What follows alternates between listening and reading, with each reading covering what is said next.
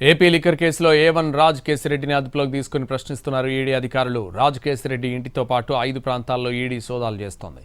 రాజ్ కేసిరెడ్డి ఇంట్లో ఎలక్ట్రానిక్ డివైజులు స్వాధీనం చేసుకున్నారు. ఇప్పటివరకు ఏపీ లిక్కర్ స్కామ్లో 3 సార్లు సోదాలు చేశారు ఈడీ అధికారులు. లిక్కర్ స్కామ్లో మనీ లాండరింగ్కు పాల్పడినట్టు గుర్తించింది ఈడీ. రాజ్ కేసిరెడ్డి నుంచి వివరాలు రాబట్టేందుకు ప్రయత్నిస్తున్నారు ఈడీ అధికారులు.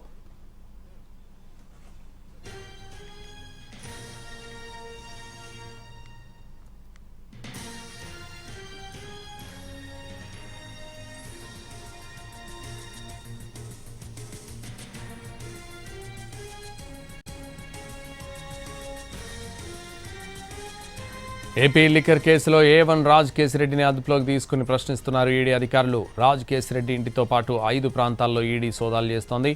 రాజ్ కేసిరెడ్డి ఇంట్లో ఎలక్ట్రానిక్ డివైజులు స్వాధీనం చేసుకున్నారు. ఇదే విషయానికి సంబంధించి మరింత సమాచారం మా ప్రతినిధి రాధాకృష్ణ లైవ్లో అందిస్తారు. రాధాకృష్ణ.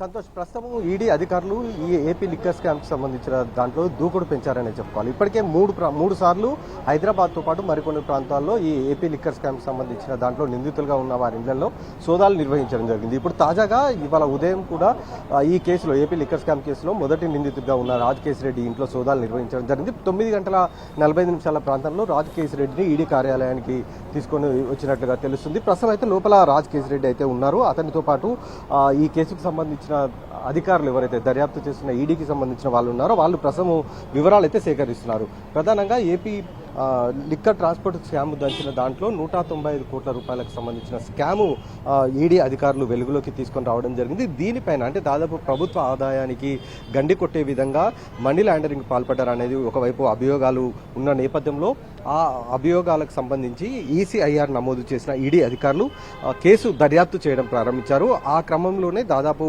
3 సార్లు హైదరాబాద్లో సోదాలు నిర్వహించి కొన్ని ఎవిడెన్స్ని అయితే సేకరించడం జరిగింది. ఆ తర్వాత ఇవాళ కూడా రాజ్ కేసిరెడ్డి ఇంట్లో ఉదయమే వెళ్లిన ఈడీ అధికారులు అతని ఇంట్లో కొన్ని ఎలక్ట్రానిక్ డివైజెస్ని స్వాధీనం చేసుకున్నారు. అలాగే కొన్ని డాక్యుమెంట్స్ కూడా స్వాధీనం చేసుకుని ఈడీ కార్యాలయానికి తీసుకొని వచ్చి ప్రస్తుతం అయితే వివరాలు సేకరిస్తున్న పరిస్థితి మనకు కనబడుతుంది. మొదట ఈ కేసుని సిఐడి దర్యాప్తు చేయడం, ఆ తర్వాత ఆంధ్రప్రదేశ్ ప్రభుత్వం ప్రత్యేకంగా సిట్టును ఏర్పాటు చేయడం జరిగింది. సిట్టు కూడా ఈ కేసులో చాలా కీలకమైన అరెస్టులు కూడా చేయడం జరిగింది. ఆ తర్వాత ఈడీ అధికారులు ఇందులో మనీ లాండరింగ్కి సంబంధించిన అంశం తెరపైకి రావడంతో సిట్ అలాగే సిఐడి నుండి ఎవిడెన్స్ని సేకరించి ఆ ఎవిడెన్స్ ఆధారంగా ఈసీఐఆర్ని నమోదు చేసి ఆ మనీ లాండరింగ్ ఏ విధంగా జరిగిందో ఆధారాలు అనేది సేకరించడం జరిగింది. ఆ ఆధారాల ప్రకారం ఇప్పటికే ఈ కేసులో గతంలో అరెస్ట్ అయిన వాళ్ళకి సంబంధించిన వారికి నోటీసులు జారీ చేసి వివరాలు కూడా సేకరించడం జరిగింది.